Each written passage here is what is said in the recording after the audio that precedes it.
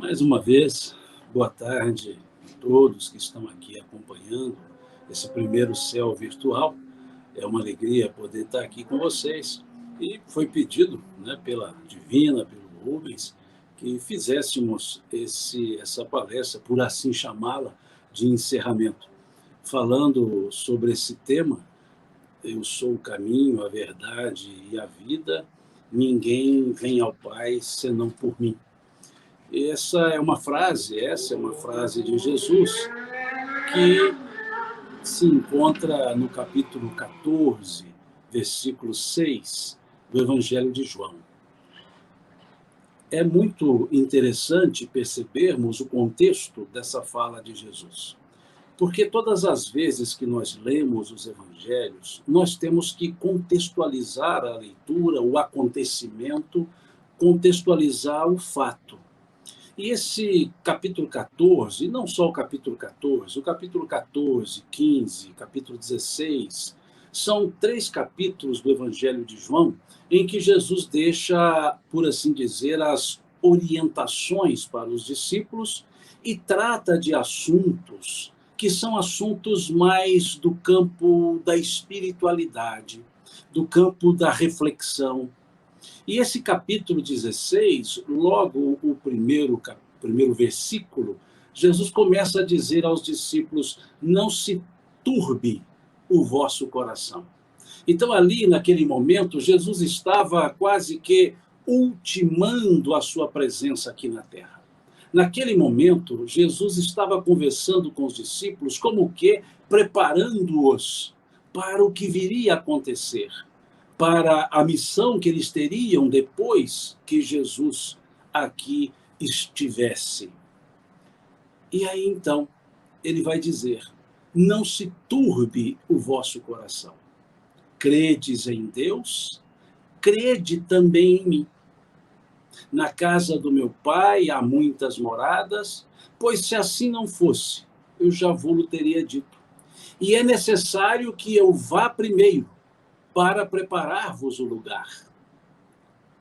É interessante nós contextualizarmos esses 4 versículos para que nós percebamos que naquele momento Jesus conversava em um caráter mais íntimo com os seus apóstolos, com discípulos, outros talvez. E ele dizia claramente para que eles não se desanimassem, para que não turbasse o coração, para que acreditasse nele. Porque vejamos como ele coloca: credes em Deus. O verbo crer, presente do indicativo. Credes em Deus. Crede também em mim. Crede, imperativo afirmativo. Aqui nós temos Jesus, então, trabalhando ou dizendo de uma forma de constatação que todos cremos em Deus, mas ele pedia mais. Ele usou essa ideia de credes em Deus, crede também em mim. Então ali ele faz, por assim dizer, o apelo para crerem nele.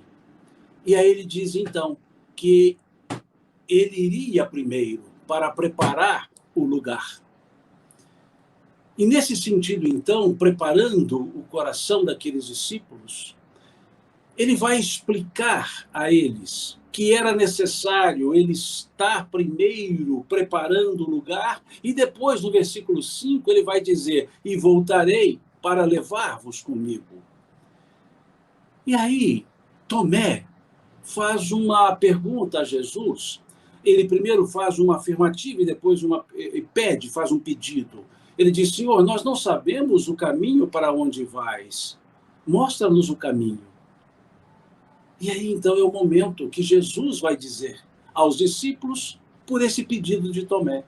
Ele vai dizer: eu sou o caminho, e a verdade, e a vida. Ninguém vem ao Pai senão por mim. Essa frase, ela vem nesse contexto de um pedido do apóstolo, de Tomé, pedindo que mostrasse esse caminho para ir até aquele momento, aquele mundo, aquele local onde Jesus estaria. Ele pedia um caminho e até fala ainda: mostra-nos o Pai. Mostra-nos o Pai. Lá no versículo 7 à frente, E Jesus vai dizer que quem via a ele, Jesus, via também o Pai. Quem via Jesus, via o Pai. Diz ele, aquele que a mim me vê, vê também o Pai. Ali, naquele momento, Jesus fazendo o simbolismo, trazendo o simbolismo do que ele representava. Ele representava, como o evangelista João mesmo foi colocar, logo no primeiro versículo do primeiro capítulo, o Verbo. Ele representava o ensinamento. Então ele dizia naquele momento que ele, vendo Jesus, veria também o Pai. Não que os dois fossem um, não. Mas no aspecto, no sentido de que ele representava aquilo que o Pai havia lhe pedido. Como em diversas vezes Jesus foi dizer, não faço a minha vontade, mas a vontade daquele que me enviou. Jesus, um enviado de Deus. Então, naquele contexto de Tomé pedindo para mostrar o Pai, pedindo para mostrar o caminho, Jesus então vai dizer, eu sou o caminho, a verdade e a vida, e ninguém vem ao Pai senão por mim. E aí, pensemos nessa frase então. Eu sou, começa a frase. Jesus referindo-se a si mesmo. Eu sou. E esse eu sou nos leva à questão 625 do Livro dos Espíritos, quando ali pergunta-se aos benfeitores espirituais qual é o tipo mais perfeito que Deus ofereceu ao homem para servir de guia e modelo para a humanidade. E a resposta foi direta e objetiva. Vede Jesus. Em outras traduções, Jesus. Mostrando-nos os espíritos que, de fato, Jesus era o modelo. Jesus era o caminho. Mostrando-nos que, de fato, Jesus é o eu sou. Esse eu sou está ali dizendo que ele assumia a responsabilidade de conduzir as pessoas. Ele assumia a responsabilidade, como ele disse a Pedro, quando Pedro foi ter os seus pés lavados por Jesus, Pedro diz, mestre e Senhor nosso. E Jesus responde a ele, vós me chamais mestre e Senhor, e dizeis bem, eu sou. Essa expressão eu sou, nós a encontramos 7 vezes no Novo Testamento. 7 vezes. Jesus dizendo eu sou. O eu sou referindo-se à sua transcendência, quando ele disse, antes que o mundo fosse, eu sou. E as outras 6 vezes, ele usando o eu sou para chamar para si a responsabilidade, para dizer aos outros que ele assumiu uma responsabilidade e ele levaria até o fim essa responsabilidade. Esse eu sou significa que ele não abandonaria, como ele foi dizer, eu sou o bom pastor. E o bom pastor conhece as suas ovelhas. E o bom pastor dá a vida, dizia ele. Eu sou a videira, disse ele. Então, por 7 vezes nesse Evangelho de João, ele vai usar a expressão eu sou, mostrando-nos efetivamente a pessoa. E esse eu sou é importantíssimo, porque se nós olharmos o livro A Caminho da Luz, psicografado pelo Chico, Emmanuel, o Espírito, vai nos dar claramente o sentido desse eu sou, quando nos fala que Jesus era um dos membros da comunidade dos espíritos puros e que essa comunidade se reúne para decidir a criação do planeta, para também decidir a encarnação de Jesus. Reuniu-se uma primeira vez para lidar com a criação do planeta. Reuniu-se uma segunda vez para decidir a encarnação de Jesus. Como que o espírito modelo, o guia que nós temos, o ser perfeito que nós temos, que dignou-se a vir à Terra, a encarnar-se, como que dizendo, assumindo essa responsabilidade, Então, esse eu sou representa essa missão de Jesus. Representa todo esse arcabouço de ensinamentos que ele nos trouxe. Todos os exemplos que ele nos deixou. Ele que foi chamando um. Ele que escolhe os seus discípulos. E escolhe aqueles que estariam mais próximos a ele, os apóstolos. Ele que sofre o abandono de todos esses, à exceção de João, naquele momento da prisão. Então, esse eu sou é o momento em que o indivíduo, a pessoa, veio trazer a mensagem. Enviou outros antes dele. Outros antes do Cristo, antes de Jesus, trouxeram ensinamentos em diversos pontos do globo, não só na estrutura judaica.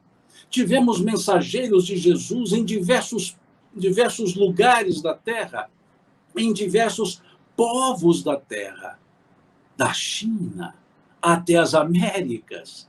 Tivemos esses enviados, esses grupos de espíritos que vieram aqui ensinar uma forma de viver, uma maneira de viver, de agir. Na China, Forri, Hermes no Egito. Tivemos Siddhartha na Índia, diversos outros, os profetas que vieram no povo hebreu, que trouxeram uma mensagem que expandiu-se para o Ocidente. A estrutura dos profetas, falando do Messias, agora numa estrutura judaica. Esse é o eu sou. Essa é a força da expressão eu sou. Nessa frase, eu sou o caminho, a verdade e a vida. Não é qualquer um, é Jesus. Não é qualquer um. Esse eu sou, não sou eu, não são vocês, é o Cristo, é Jesus. Ele é o eu sou. Ele assume essa personalidade. E ao assumir essa personalidade, dizendo ele então vai colocar: eu sou o quê? Eu sou o quê? Eu sou o caminho, e a verdade, e a vida. Como quer nos dizer que é o referencial que nós temos? O caminho. O caminho. Caminho significa local onde se percorre. É como se ele dissesse que ele é o caminho, é o local, é o meio. Que ele é a estrada. Que ele é o que vai sustentar a caminhada de todos. Isso é a ideia para o caminho. O caminho significa o nosso dia a dia, significa o nosso viver, significa a maneira que nós vivemos, significa a didática da vida, a didática da reencarnação, que Jesus é o nosso governador, governa esse orbe. Então ele nos fala que sob a sua governança nós encontramos o caminho. Sob a sua governança nós temos onde trilhar, que trilha seguir, que caminho percorrer. Quando ele diz esse eu sou o caminho, ele chama a atenção para a exemplificação. Quantos aprendizados nós temos a partir dos exemplos que Jesus nos dá, ou nos deu? Porque ele primava pelo exemplo, toda a sua estrutura era para exemplificação, estrutura de vida. Ele chamava a atenção que a vida não era um resumo teórico de existência. A vida era construída a partir de exercícios práticos, de exemplificações, de ações. Como certa vez, ele ouvindo os doutores da lei pregando, ele foi dizer: ouvi e praticai tudo o que eles vos dizem, mas não façais em conformidade com o que eles fazem, pois vos dizem uma coisa e fazem outra. Essa é a expressão, esse é o significado do caminho. da exemplificação. Como ele diz, prova de amor maior não existe do que aquele que dá a vida pelos seus.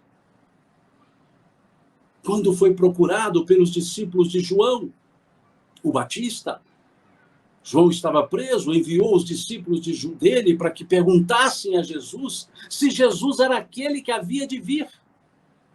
E Jesus responde aos discípulos de João, o Batista, dentre eles 2 apóstolos que Jesus teria em seguida, André e João, diz a eles: voltem e digam a João as coisas que vocês veem e que eu faço.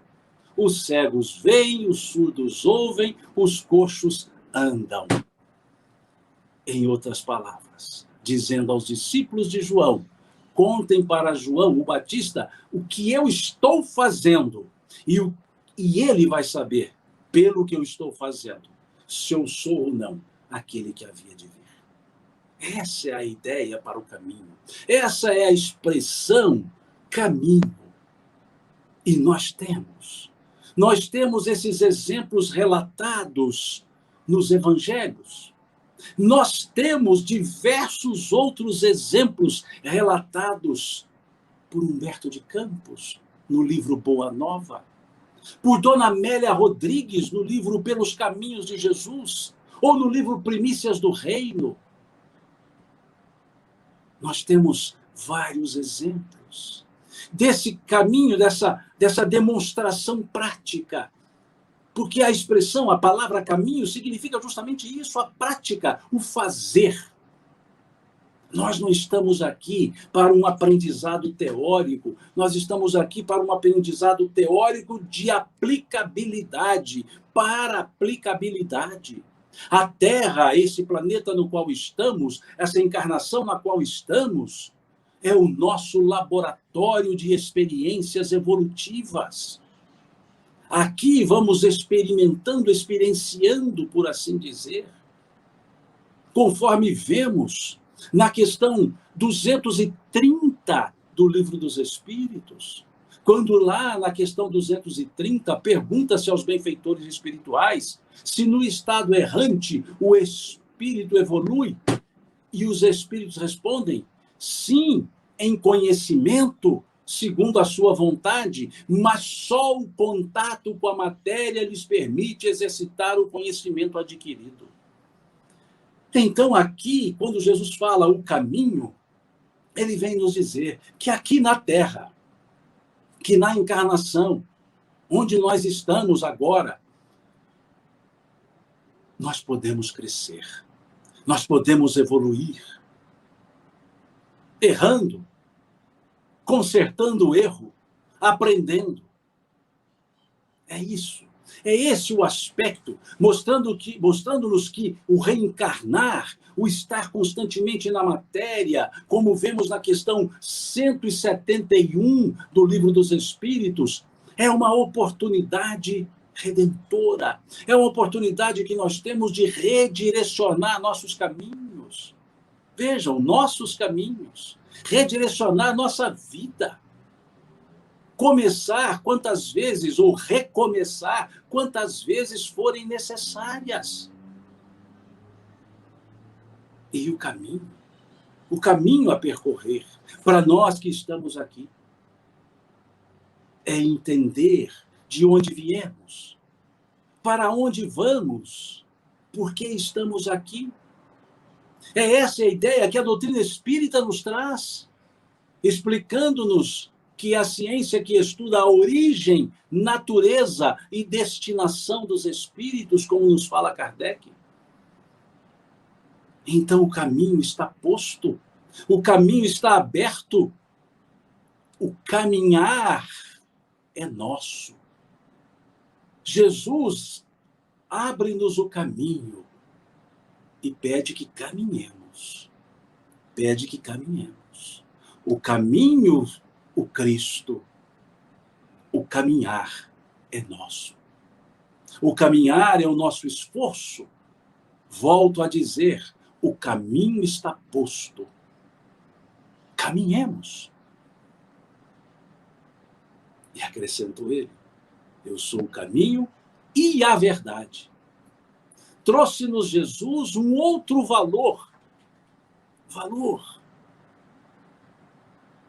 É preciso perceber esse aspecto do valor chamado verdade. Como que perguntar a Jesus, como Pilatos perguntou, lá no versículo 37, salvo engano, do capítulo 18 do Evangelho de João, entender esse aspecto da verdade, a verdade que liberta, conforme vemos no versículo 32 do capítulo 8 do Evangelho de João, e conhecereis a verdade vos fará livres, vos libertará.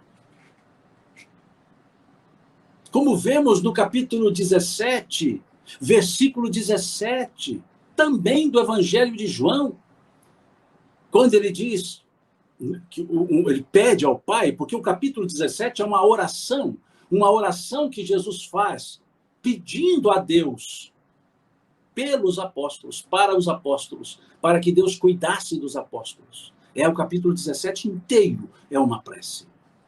É uma oração feita por Jesus. E lá no versículo 17 ele diz: Pai, santifica-os na verdade, pois a tua palavra é a verdade.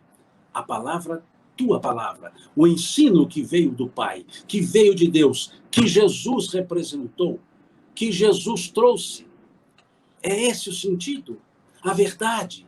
Ele vem nos falar da verdade, não no sentido verdade como nós damos a essa palavra, algo árduo. Não. O sentido da palavra verdade é o libertar de consciências, é o abrir os olhos, é o abrir a consciência para a realidade. É isso que Jesus veio. Quando ele disse a Pilatos, porque Pilatos o pergunta, esse versículo 37, salvo engano, do capítulo 18 de João, Pilatos vem perguntá-lo, que vieste aqui fazer? E ele diz, dar testemunho da verdade. E Pilatos pergunta o que é a verdade. E Jesus se silencia. Ele não fala para Pilatos o que é a verdade. Porque a verdade não é fruto de ensino. A verdade é fruto de aprendizado. Não é ensinar a verdade, é aprender a verdade. No caminho, no dia a dia, nos exercícios práticos. Conforme vemos no item 10 do capítulo 17 do Evangelho segundo o Espiritismo. Uma mensagem que tem por título O Homem no Mundo. E ali eles nos falam, ou nos fala o Espírito, nesse capítulo 17, desculpa, item 10 do capítulo 17 do Evangelho segundo o Espiritismo, como viver aqui no mundo, como dar esse testemunho da verdade aqui no mundo, como ser feliz aqui no mundo, como eles dizem nessa mensagem, sede felizes, como felizes podem ser os homens no mundo.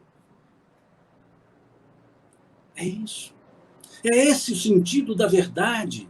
Não como damos essa palavra que muitas vezes dizemos, não, eu sou uma pessoa verdadeira, eu falo a verdade, doa a quem doer.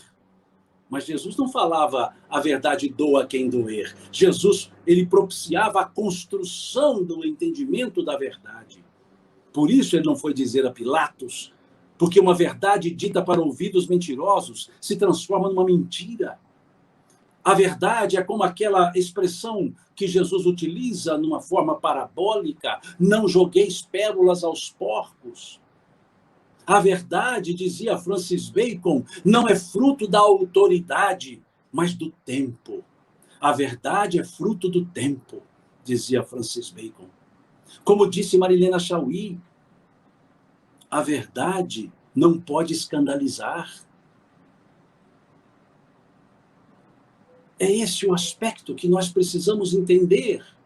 Quando Jesus nos fala que a verdade liberta, a verdade é aquele momento que se abre a consciência. É o momento que vamos deixando a ignorância. E quanto mais se percebe a verdade, melhor se vive. É esse o sentido. É aquele despertar de consciência, dada a questão, salvo engano, questão 120 do Livro dos Espíritos, que nos fala desse constante crescimento e do momento de sair da ignorância. Aquela ignorância da nossa criação, lá da questão 115 do Livro dos Espíritos. E à medida que vamos descortinando a verdade, como que é uma verdade com diversos véus, vamos tirando os véus, desvelando, tirando os véus da verdade, até que entendamos a sua essência. As verdades em cada nível da cortina para a verdade na realeza de Deus, ou na realidade de Deus, melhor dizendo. Esse sentido que Jesus coloca na sua oração, do versículo 17, também do capítulo 17, do Evangelho de João, já dito, quando ele fala, a tua palavra é a verdade. A tua palavra. Qual é a palavra? Esse tua, Jesus se referia à palavra de Deus. A palavra de Deus em que sentido? As leis de Deus, que vemos lá na questão 614 do Livro dos Espíritos. As leis de Deus, a lei natural, que é para a nossa felicidade. Quanto mais conhecemos a verdade, quanto mais nos aproximamos da verdade, mais percebemos a felicidade. A ignorância não é uma virtude. A verdade é um dos valores nobres, que, aliás, muito bem trabalhado, esse valor verdade, nos chamados valores humanos, que Satya Sai Baba trabalhava. Verdade, ação correta, amor, paz, não violência. As 5 verdades, as 5 virtudes. E depois dela, derivando várias outras.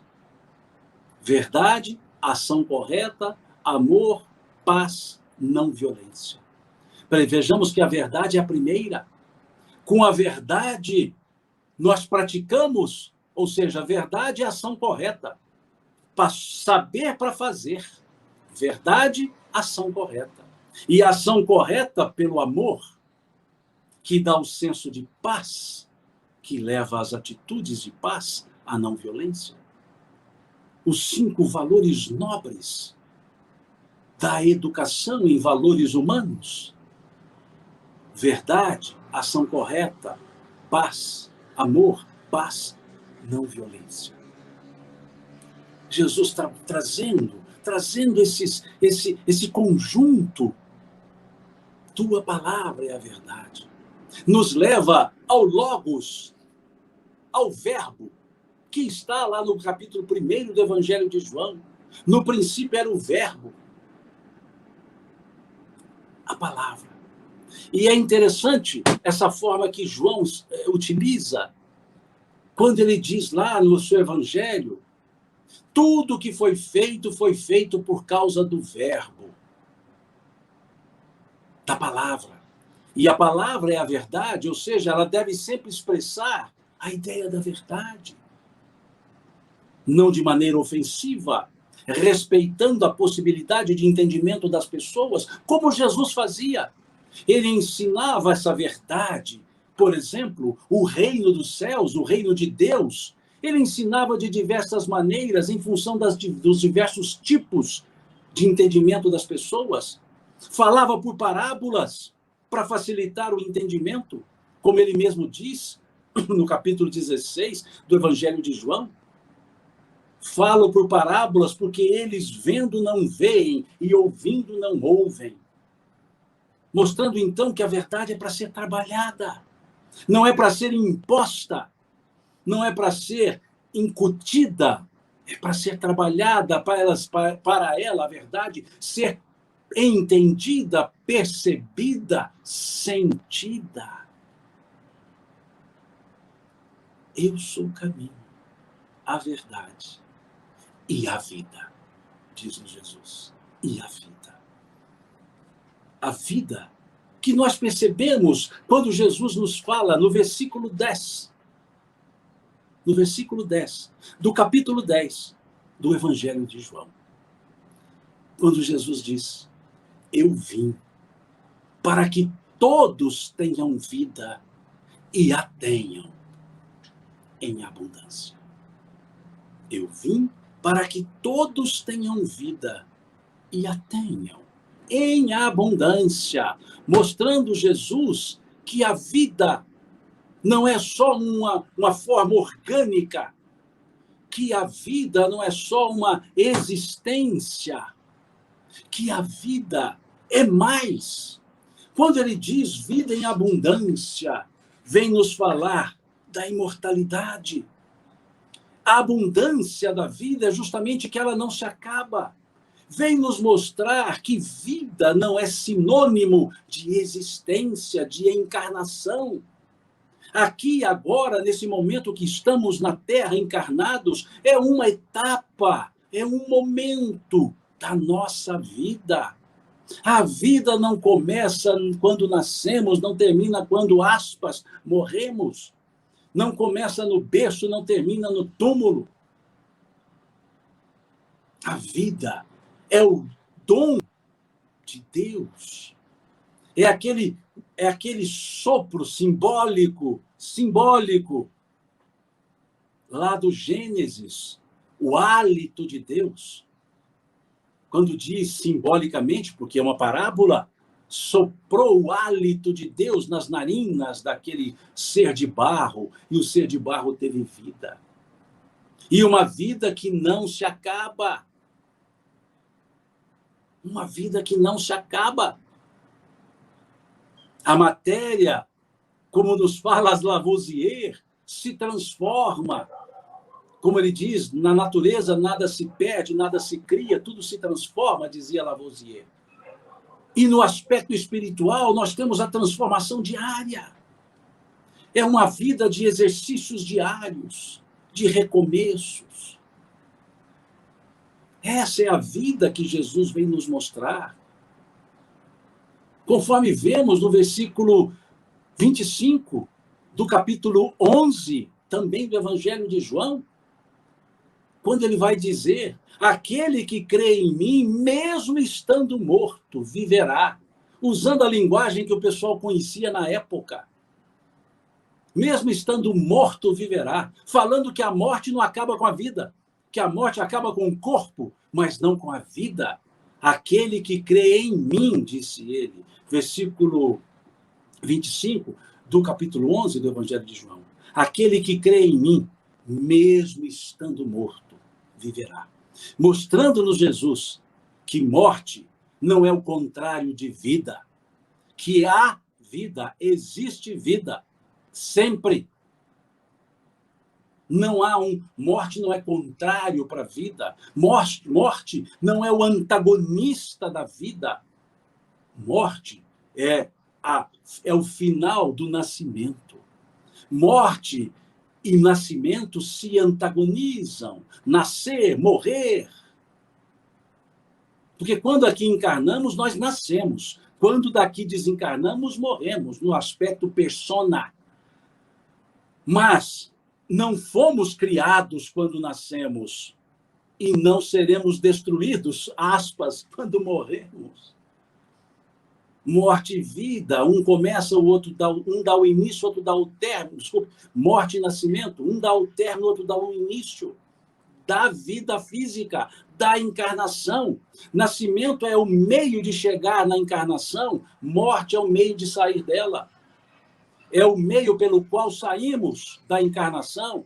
Nascimento é o meio pelo qual entramos na encarnação, mas não saímos da vida, porque a vida não acaba, não tem fim.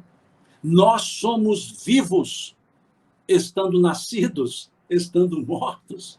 Nós somos vivos. Esse é o sentido da abundância que Jesus vem nos trazer. Eu vim para que todos tenham vida. Todos, não são alguns. Os ensinos de Jesus não são para algumas pessoas, são para todas as pessoas que se abrem para entendê-lo, para senti-lo, para buscar vivenciá-lo. Buscar vivenciá-lo. E aí ele diz, e que tenham vida em abundância. Tudo que vem de Deus é abundante. A vida é abundante. Eu já falei isso em outras palestras. Uma vez eu fui fazer uma palestra na cidade de São Roque de Minas, lá na Serra da Canastra, onde nasce o Rio São Francisco. E falava lá sobre Deus, atributos da divindade. Deus é eterno, imutável, soberanamente justo e bom. E um senhor disse assim, Simão, você se esqueceu de uma qualidade de Deus. Ele usou esse termo. Eu disse, qual? Eterno, imutável, único, soberanamente justo e bom. Ele disse, você se esqueceu. Deus é, mineiramente falando, ele disse, Deus é farturento. Olha que coisa belíssima. Deus é farturento. E ele nos deu a vida em fartura. Que Jesus foi usar o termo abundância. Deus vos dá a vida, nos dá a vida, e nos dá em abundância. E aí, aquele senhor lá de São Roque de Minas foi usar um termo bem mineiro, bem nosso aqui de Minas, dizendo Deus é farturento. A vida é farturenta. A vida. Encarnação é uma etapa da vida. Esse é o a vida que Jesus coloca na sua frase. Eu sou o caminho, a verdade e a vida. Depois, Jesus segue a frase dizendo, ninguém vem ao Pai senão por mim. Ninguém. Esse ninguém significa todas as pessoas. Esse ensino que Jesus trouxe para todas as pessoas. O ninguém aqui, na forma negativa, é a figura de linguagem que nós chamamos antítese ou contraposição. Esse ninguém significa todos. Ninguém vem ao Pai, senão por mim. Em outras palavras, todos iremos ao Pai. Todos iremos. O que significa todos iremos ao Pai? Todos evoluiremos. Questão 116 do Livro dos Espíritos. Questão 116 do Livro dos Espíritos. Quando ali na questão 116 se pergunta aos espíritos, haverá espíritos que permanecerão para sempre nas camadas inferiores da evolução? E os espíritos respondem, não. Todos os espíritos evoluirão. Todos. Mostrando-nos nessa palavra ninguém, que Jesus colocou, ninguém vem ao Pai, nessa palavra ninguém, dizendo-nos que todos nós evoluiremos. Mais cedo, mais tarde, mais demoradamente, menos demoradamente. Todos. Porque é isso que está nos desígnios das leis de Deus. A evolução é uma das leis de Deus. A evolução é um dos princípios fundamentais da doutrina espírita. E onde se calça essa evolução? Na questão 116 do Livro dos Espíritos. E então, percebemos que dos simples ignorantes, lá da questão 115, nós podemos, pela questão 120, vencer a ignorância. E na questão 116, demonstrar que evoluiremos. Os impulsos evolutivos fazem parte da nossa essência. Está em nós o processo evolutivo, o impulso evolutivo. É isso. E acrescenta Jesus, ninguém vem ao Pai. No título, foi colocado aqui para a palestra está: ninguém vem e foi colocado entre parênteses, ou vai. Tem diferença? Tem. Tem diferença enorme. A expressão, por assim dizer, natural, é ninguém vem ao Pai. Do verbo vir, não do verbo ir. Quando Jesus diz ninguém vem, ele está chamando para o Pai. Se fosse vai, ele estava enviando ao Pai. Ir e vir são coisas diferentes. Quando Jesus diz ninguém vem, é porque ele já está no Pai. Senão ele não seria o caminho. Senão ele não seria a vida. Senão ele não seria a verdade. Perceberam? Por isso o verbo é vir. Porque quando eu digo vai, eu fico e mando outro. Quando eu digo vem, é porque eu já estou e estou chamando. Quando Jesus diz, então, ninguém vem ao Pai senão por mim, ele está dizendo, em outras palavras, eu estou no Pai. Eu conheço esse trânsito. Podem confiar. Por isso ele dizer, é necessário que eu vá primeiro. Lá do capítulo 14 do Evangelho de João. Vejam, é necessário que eu vá para preparar-vos o lugar. E ele foi, e ele chamou para estar consigo. Ninguém vem ao Pai.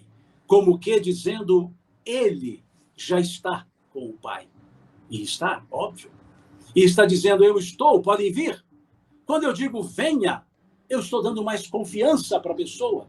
Quando eu digo venha, é porque eu já fui e a pessoa pode vir, porque eu conheço. Eu posso dizer, pode vir que é seguro. Quando eu digo vai, eu nem sei o caminho, só estou dizendo vai. Eu mesmo estou ficando. E Jesus não estava ali, parado. Ele não tinha ficado, ele tinha ido. Ou seja, ele já estava com o Pai. Por isso ele dizer, antes que o mundo fosse, eu sou, dizia ele. Antes que o mundo fosse, eu sou, disse ele. Então, ninguém vem ao Pai, senão por mim. Por mim. Por mim. Por mim quem? E aí sim. Por mim quem? Por Jesus, sim. Mas eu faço uma pergunta. Por qual Jesus? Como assim, Simão? Por qual Jesus? Só existe um? Exatamente. Mas eu vou trazer uma fala do poeta libanês, Khalil Gibran. Em um de seus livros, salvo engano, posso estar enganado, Areia e Espuma, salvo engano, ele disse assim, uma vez a cada 100 anos, Jesus de Nazaré se encontra com Jesus dos cristãos nas montanhas do Líbano. E após conversarem longamente, Jesus de Nazaré diz para Jesus dos cristãos, meu amigo, eu receio que nunca chegaremos a concordar. E vai embora. E aguarda mais 100 anos para um novo diálogo. É uma forma figurada. Então a pergunta, que Jesus é a pergunta? É o Jesus do digladio, das pessoas que ficam digladiando em nome dele? É esse Jesus das cruzadas? É esse Jesus das imposições religiosas? Ou é o Jesus que liberta, que trouxe a mensagem? É quem? E aí, vamos ao versículo 16 do capítulo 16 do Evangelho de Mateus. Capítulo 16, versículo 16 do Evangelho de Mateus. O que está nesse versículo 16?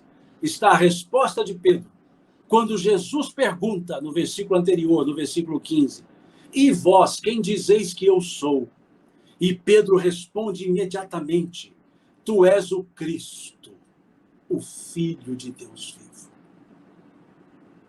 Tu és o Cristo, o Filho de Deus vivo. Veja a resposta de Pedro. Porque Jesus pergunta aos discípulos, o que dizem os homens acerca do Filho do Homem?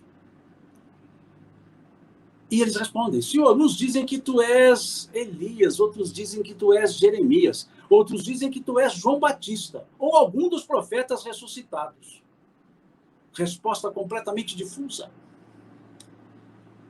E aí Jesus pergunta a eles diretamente: e vós? Eles, os discípulos, não mais as pessoas, eles, e vós, quem dizeis que eu sou? E diz o texto: e Pedro, tomando a palavra, disse, e Simão, tomando a palavra, disse: tu és o Cristo, o Filho de Deus vivo. Quando Jesus ouve isso de Pedro, que ali naquele momento que ele dá o apelido a Simão Bar-Jonas, quando Jesus ouve essa frase de Pedro, ele vira-se para ele e diz o seguinte: bem-aventurado és tu, filho de Jonas, Simão Bar-Jonas, filho de Jonas, que não foi a carne e o sangue que tu revelou tais coisas, mas meu Pai que está nos céus. Vejamos essa frase. Bem-aventurado és tu, filho de Jonas, que não foi nem a carne nem o sangue que tu revelou tais coisas. Não foi a carne e o sangue, ou seja, não foi você que disse isso, mas meu Pai que está nos céus. Em outras palavras, Jesus estava dizendo a ele: não foi você quem disse, foi inspiração do alto para você dizer isso. Porque Pedro poderia ter respondido: tu és Jesus, filho de José, que nasceu em Belém, ou que nasceu em Nazaré, que tinha irmãos, que não tinha irmãos. Não. Tu és o Cristo, do grego, Christos, ungido, esperado, mensageiro, o mesmo que significa Messias, Mexialá, o mesmo, ungido, esperado, mensageiro. Então Pedro disse: tu és o mensageiro, tu és o esperado, tu és o ungido de Deus. E Jesus diz a ele: você não disse isso, Pedro. Quem disse isso você disse isso por inspiração. Não veio de você, veio do alto. Veja, não foi a carne e o sangue que tu revelou tais coisas, mas o Pai que está no céu. Então Jesus e Cristo são duas pessoas distintas? Não. Jesus é o Cristo. Cristo não é sobrenome. Cristo é o título. Jesus, o Cristo, o ungido, o esperado. E como é a dimensão? Que dimensão é essa, o ungido, o esperado? A mensagem. A mensagem. O que está lá no capítulo 17, versículo 17, tua palavra é a verdade. Quando se fala Cristo, está se falando da mensagem. Essa mensagem não morreu. Essa mensagem não voltou para o mundo espiritual. Jesus voltou para o mundo espiritual. A mensagem ficou. Esse vem ao Pai por mim, o Cristo. A mensagem é a palavra que leva ao Pai. É o entendimento da palavra. Não é a história de Jesus. Não é saber que dia que ele nasceu, onde ele nasceu, se ele tinha irmãos, se ele não tinha irmãos. Esses atos comuns da vida de Jesus. Não é isso.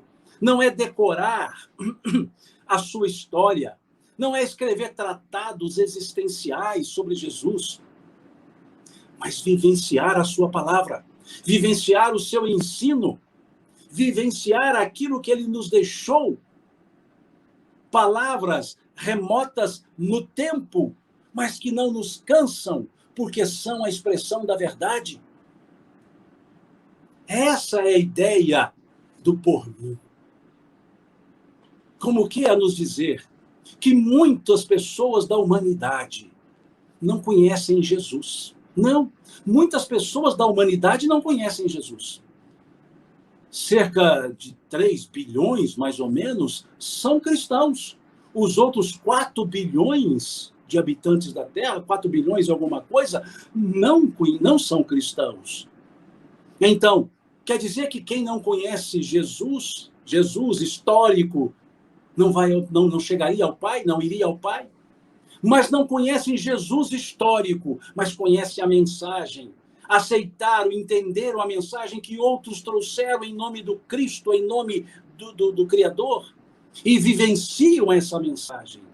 Em outras palavras, todos que vivenciam esses ensinos para a vida, essas palavras de vida eterna, como falou o apóstolo Pedro, quando Jesus foi dizer que precisava ir embora, até ainda um pouco me tereis, daí um pouco não me tereis.